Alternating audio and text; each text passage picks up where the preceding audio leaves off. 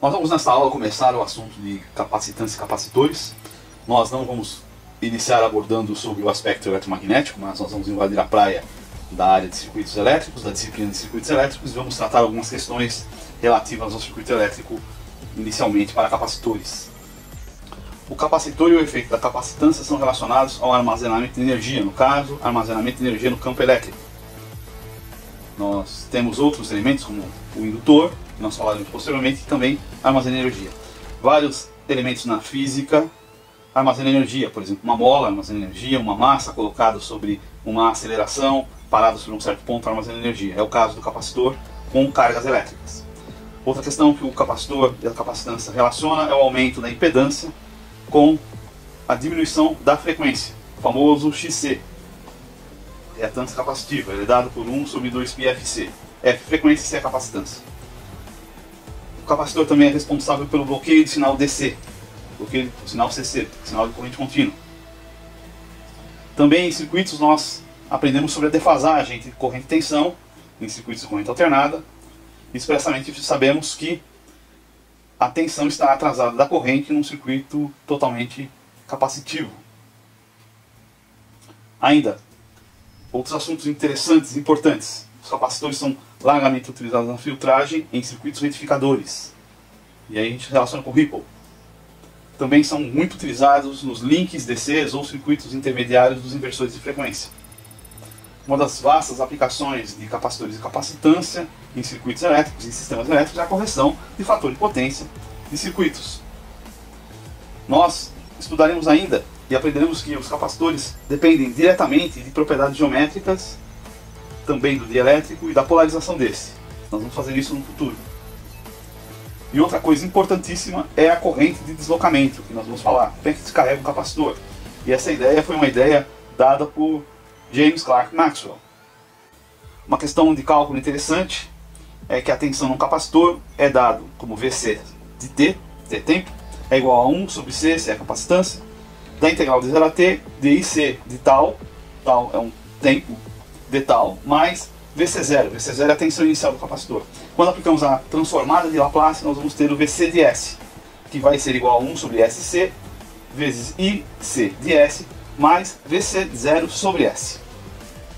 Na verdade, o capacitor relaciona a carga elétrica e o potencial elétrico. Nós temos que, sobre uma alimentação em corrente alternada, como já comentamos, um atraso de fase da tensão em relação à corrente. Isso é um dos fundamentos de circuitos elétricos. Então, se nós tivermos uma tensão de alimentação de entrada, uma tensão alternada, que nós estamos desenhando em azul, a corrente ela vai estar na frente da tensão.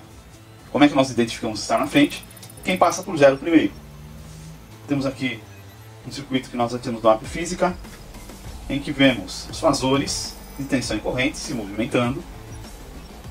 Vemos também que a sequência pela seta da corrente que carrega e descarrega o capacitor. Na verdade carrega num sentido e carrega no outro sentido, porque com a inversão da polaridade temos a carga no sentido contrário. E vemos como é que se comporta, tanto no perímetro analógico quanto no voltímetro analógico, como é que a variação no tempo e nos fasores que se posicionam em relação às correntes e tensões já pré-desenhadas. Utilizamos também um circuito num simulador para mostrarmos a defasagem num osciloscópio. Em azul, a tensão na entrada, em vermelho, a tensão sobre o capacitor, e vemos a defasagem dos sinais. Podemos até, com o tempo entre o período dos osciloscópios, calcular o ângulo de defasagem. Ainda em circuitos elétricos, podemos utilizar da solução de equações diferenciais para termos respostas dos circuitos. E estudando essas equações, nós descobrimos que uma resposta completa é igual à soma da resposta natural mais a resposta forçada. A resposta natural depende do circuito. A resposta forçada vai depender da fonte de alimentação. Então, se nós aplicarmos isso a um circuito de primeira ordem, feito por um capacitor ou resistor, depois detalharemos o que é primeira ordem. Temos então uma tensão de entrada, uma tensão de saída conforme o gráfico. Observamos que se impusermos um degrau como sinal de entrada, a nossa resposta, tensão de saída, será uma tensão de crescimento exponencial. Em contrapartida, a corrente decresce exponencialmente a partir de um certo valor. E tudo entra em regime depois de 5 constantes de tempo. Então, durante 5 constantes de tempo, temos o que nós chamamos de transitório do sinal, e após 5 constantes de tempo, entramos em regime. No caso, a constante de tempo é dada pela letra grega tal, que no circuito RC é calculado como R vezes C, dado em segundos. Novamente, temos aqui, então, alguns exemplos de um simulador, em que temos um capacitor e um resistor na carga. Ora, fechamos a chave para podermos simular o degrau, a primeira chave, dado como A. Depois abrimos, ora, fechamos a chave B para a descarga. E vemos o que acontece nesse circuito RC.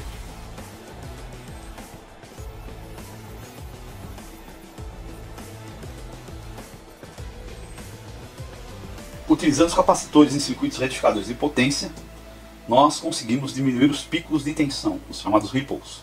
É como se nós estivéssemos alisando o sinal ou a tensão de alimentação, fazendo com que o seu formato se aproximasse de um DC completo, de uma tensão de corrente contínua dado por uma bateria. Também, o capacitor é muito utilizado, na realidade é uma das suas principais utilizações na parte de eletrônica de potência, nos links DCs. Existem hoje inversores, chamados inversores matrix, que não usam capacitores, mas a grande maior parte dos inversores, tanto modelos escalar quanto vetoriais, ainda são fabricados tendo um link DC dado por um conjunto de capacitores. No circuito do simulador colocamos uma tensão de corrente alternada através de um diodo e ora instalamos através de uma chave um capacitor. Nós deslocamos um pouco a altura durante o tempo para podermos provar que nos dois casos, tanto a tensão retificada meia onda quanto a tensão pico, elas coincidem. E agora, quando acionamos a chave, nós conseguimos ver o efeito da filtragem do capacitor nesta alimentação. Então observamos aqui como há um alisamento da tensão, ou seja, durante a carga do capacitor, o capacitor ele armazena sua energia e depois, quando a tensão ela começa a decair, a tensão senoidal, no sentido de zero, ela permite-se a descarga do capacitor sobre o circuito. De maneira que no circuito retificado, seja meia onda ou onda completa, temos um grande efeito do capacitor no circuito. Outro efeito do capacitor é a impedância, ou a reatância capacitiva. 1/2π Fc. F é a frequência, C é a capacitância. De forma que, conforme vemos matematicamente, se F cresce, o valor do denominador cresce também, porque a capacitância é constante. Crescendo o valor do denominador, diminui bastante a resultante XC, a resultante da reatância. Consequentemente, diminui sua impedância. Uma das aplicações que nós temos segue conforme dado neste simulador, em que está ligado ao terra por um capacitor, esse resistor de 1 kΩ. E nós então começamos com uma frequência baixa, de 100 Hz. E observamos que praticamente os sinais se sobrepõem. Quando aumentamos para 1000 Hz, há uma degradação de sinal, ou seja, há uma atenuação de sinal. É como se a impedância dada pelo capacitor diminuísse, e parte então da tensão se perde sobre esse sinal. Lembrando que em vermelho nós estamos medindo diretamente sobre o capacitor, ou seja, quanto mais próximo esse valor estiver do terra, a ponto de que se o capacitor chegar a ter uma impedância zero, impedância nula, nós estaremos medindo o terra. E esse é o efeito que nós vemos no simulador. E agora nós começamos a aumentamos para 10 kHz e vimos ainda mais esta atenuação do sinal, ou seja, conforme aumenta a frequência, vemos este efeito. E ainda verificamos através desse simulador, em azul a entrada DC, em vermelho a saída depois do capacitor. Vemos que nós temos tensão DC na entrada do capacitor, mas não temos na saída do capacitor, porque o capacitor bloqueia sinais de corrente contínua. Se nós conjugarmos então uma linha de tempo, como nós já estudamos, começamos com a eletrostática, desde os gregos lá, na ideia do âmbar, atuitado que atrai pequenos objetos. Chegamos nos anos 1600 com o médico William Gilbert, o médico da Rainha Elizabeth I. Ele é o responsável por definir os termos força elétrica, atração elétrica, polos magnéticos. É de William Gilbert, nos anos 1600 que nós temos essas definições. Aí nós avançamos um pouco mais, chegamos por volta de 1700, 1703, 1704, quando temos o trabalho de Francis Hauksbee, na Royal Academy.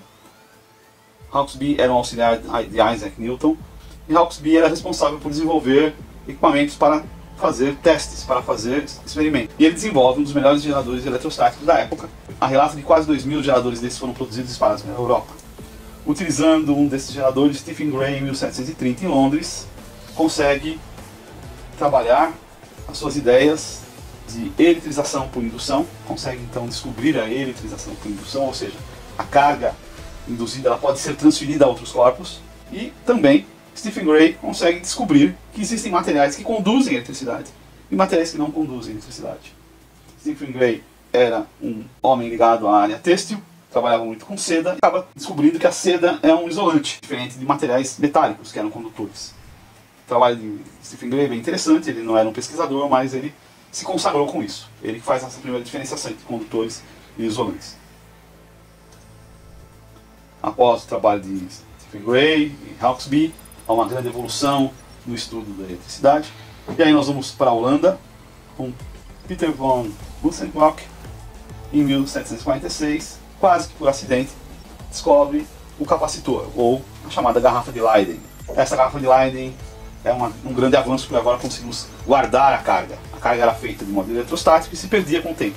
Com a garrafa de Leyden nós conseguimos armazenar a carga. É através da garrafa de Leyden e a aplicação da garrafa de Leyden, Benjamin Franklin, em 1752, consegue comprovar que o raio é eletricidade pura.